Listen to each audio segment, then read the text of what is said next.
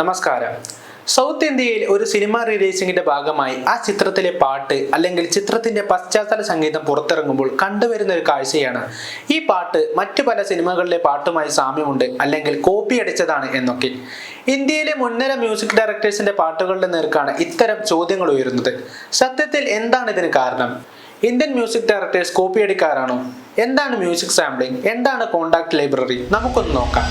Indian music ഡയറക്ടേഴ്സായ അനിരുദ്ധ്, ഗോപി സുന്ദർ എന്നിവർ സംഗീതം നിർവഹിച്ച സിനിമകളിലെ പശ്ചാത്തല സംഗീതമെല്ലാം കോപ്പിയാണ് എന്ന രീതിയിൽ സമൂഹ മാധ്യമങ്ങളിൽ ഇത് വൻ ചർച്ചയായിരുന്നു. എന്നാൽ അനിരുദ്ധ് ഉൾപ്പെടുന്ന എല്ലാ മ്യൂസിക് ഡയറക്ടേഴ്സും കോപ്പിയടിക്കാരല്ല എന്നതാണ് സത്യം. ഇതിന് കാരണമുണ്ട്. ലോകത്ത് ഒരു സിനിമ പുറത്തിറങ്ങുമ്പോൾ അതിൽ ഒഴിവാക്കാനാകാത്ത ഒന്നാണ് അതിൻ്റെ സംഗീതം. എന്നാൽ പ്രേക്ഷകർ മുൻപ് കേട്ടുപരിചയമുള്ള സംഗീതവുമായി ഇതിന് സാമ്യത തോന്നുകയാണെങ്കിൽ അതൊരിക്കലും മറ്റൊരു സിനിമയിൽ നിന്നും കോപ്പിയടിച്ചതല്ല. ഇതിനെ പറയുന്ന പേരാണ് മ്യൂസിക് സാമ്പിളിംഗ്. ഒരു സൗണ്ട് റെക്കോർഡിങ്ങിന്റെ ഭാഗം അഥവാ സാമ്പിൾ മറ്റൊരു റെക്കോർഡിങ്ങിൽ വീണ്ടും ഉപയോഗിക്കുന്നതിനെ പറയുന്ന പേരാണ് മ്യൂസിക് സാമ്പിളിംഗ്.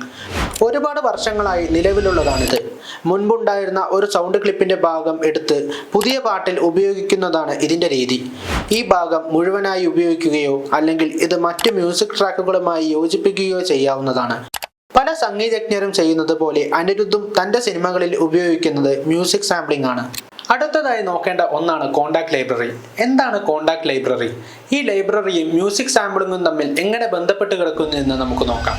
മുൻപ് റെക്കോർഡ് ചെയ്ത ഓഡിയോ സാമ്പിളുകളായ vocal sound, orchestra sound, instrumental sound, sound effect എന്നിവയുടെ ശേഖരമാണ് കോണ്ടാക്ട് ലൈബ്രറി എന്നത്. ഇതൊരു ഓഡിയോ സാമ്പിളിംഗ് ലൈബ്രറിയുടെ ഉദാഹരണമാണ്. ഒരുപാട് ഓഡിയോ സാമ്പിളിംഗ് ലൈബ്രറികൾ നിലവിലുണ്ട്.